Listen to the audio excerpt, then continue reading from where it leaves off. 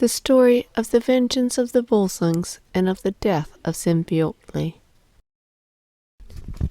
And now Sinfiotli had come to his full strength, and it was time to take vengeance on King Siggeir for his slaying of the Volsungs and the dread doom that he had set for Volsung's 10 sons. Sigmund and Sinfiotli put helmets on their head and took swords in their hands, and went to King Siggeir's hall. They hid behind the casks of ale that were at the entrance, and they waited for the men-at-arms to leave the hall, that they might fall upon King Siggeir and his attendants. The younger children of King Siggeir were playing in the hall, and one let fall a ball. It went rolling behind the cask of ale.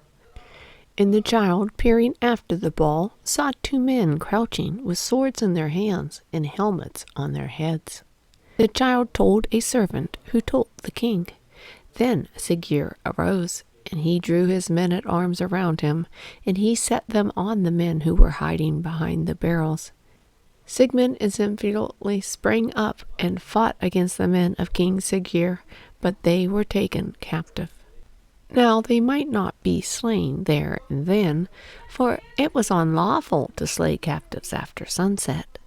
But for all that, King Siggeir could not leave them above ground. He decreed that they should be put in a pit and a mound made over them, so that they would be buried alive. The sentence was carried out. A great flagstone was put down to divide the pit in 2, so that Sigmund and Sinfiotli might hear each other struggle and not be able to give help to each other. All this was done as the king commanded.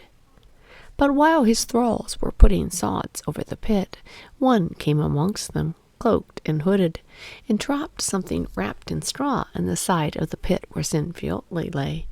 And when the sky was shut out from them with the turf and soil that was put over the pit, Sinfiotli shouted to Sigmund, "I shall not die, for the queen has thrown down to me meat wrapped in a parcel of straw."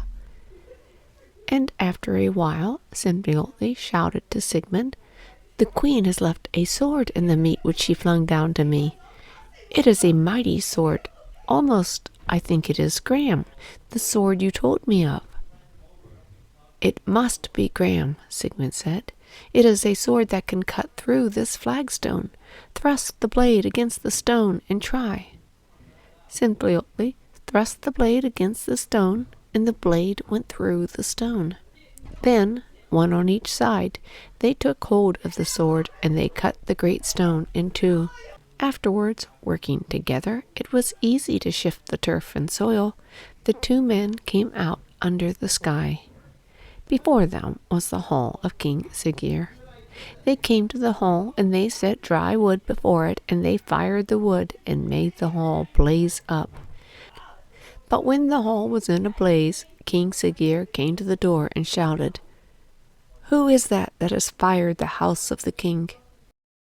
And Sigmund said, "It is I, Sigmund, the son of Volsung, that you may pay for the treason wrought on the Volsungs." Seeing Sigmund there with Graham, the great sword, in his hands, Siggeir went back to his hall. Then Signy was seen with her white face and her stern eyes, and Sigmund called to her, "Come forth, come forth."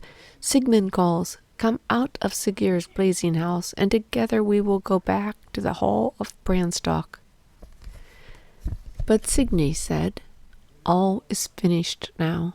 The vengeance is wrought, and I have no more to keep me in life. The Volsung race lives on in you, my brother, and that is my joy. Not merrily did I wed King Siggeir, and not merrily did I live with him, but merrily will I die with him now." She went within the hall, then the flames burst over it, and all who were within perished. Thus the vengeance of the Volsungs was wrought. And Sigurd thought on the deed that Sigmund his father, and Sinfiotli the youth who was his father's kinsman, wrought, as he rode the ways of the forest, and of the things that thereafter befell them. Sigmund and Sinfiotli left King Siggeir's land and came back to the land where was the hall of the Branstock. Sigmund became a great king, and Sinfiotli was the captain of his host. And so the story of Sigmund and Sinfiotli went on to tell how Sigmund wed a woman whose name was Borghild, and how Sinfiotli loved a woman who was loved by Borghild's brother. A battle came in which the youths were on opposite sides, and Sinfiotli killed Borghild's brother, and it was in fair combat. Sinfiotli returned home. To make peace between him and the queen, Sigmund gave Borghild a great measure of gold as compensation for loss of her brother. The queen took it and said, "Lo, my brother's worth is reckoned at this. Let no more be said about his slain." And she made Sinfiotli welcome to the hall of Branstock. But although she showed herself friendly to him, her heart was set upon his destruction. That night there was a feast in the hall of the Branstock, and Borghild the queen went to all the guests with a horn of mead in her hand. She came to Sinfiotli, and she held the horn to him. "Take this from my hands, O friend of Sigmund," she said. But Sinfiotli saw what was in her eyes, and he said, "I will not drink from this horn. There is venom in this drink." Then, to end the mockery that the queen would have made over Sinfiotli, Sigmund, who was standing by, took the horn out of Borghild's hand. No venom or poison could injure him. He raised the horn to his lips and drained the mead at a draught. The queen said to Sinfiotli, "Must other men quaff thy drink for thee?" Later in the night she came to him again, the horn of mead in her hand. She offered it to Sinfiotli, but he looked her in the eye and saw the hatred that was there. "Venom is in the drink," he said. "I will not take it." And again Sigmund took the horn and drank the mead, and again the queen mocked Sinfiotli. A third time she came to him. Before she offered the horn, she said, "This is the one who fears to take his drink like a man. What a Volsung heart he has."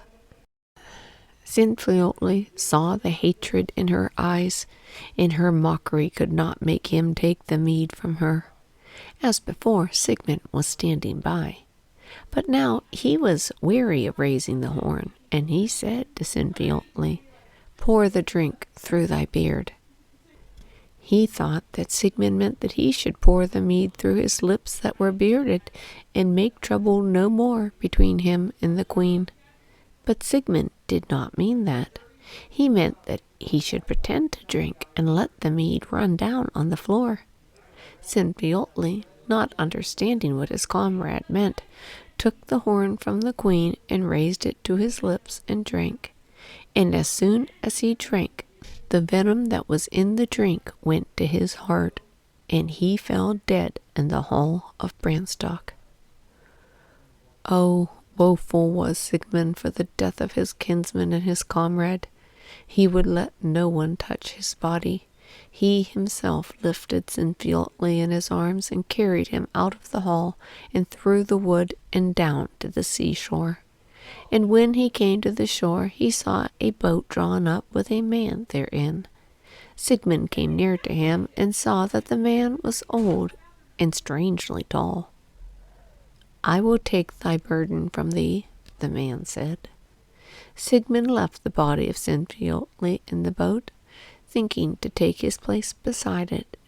But as soon as the body was placed in the boat, it went out from the land without sail or oars. Sigmund, looking on the old man who stood on the stern, knew that he was not of mortal men, but was Odin Allfather, the giver of the sword of Gram. Then Sigmund went back to his hall. His queen died, and in time he wed Hjordis, who became the mother of Sigurd. And now Sigurd the Volsung, the son of Sigmund and Hjordis, rode the ways of the forest, the sword Gram by his side, and the golden helmet of the dragon's hoard above his golden hair.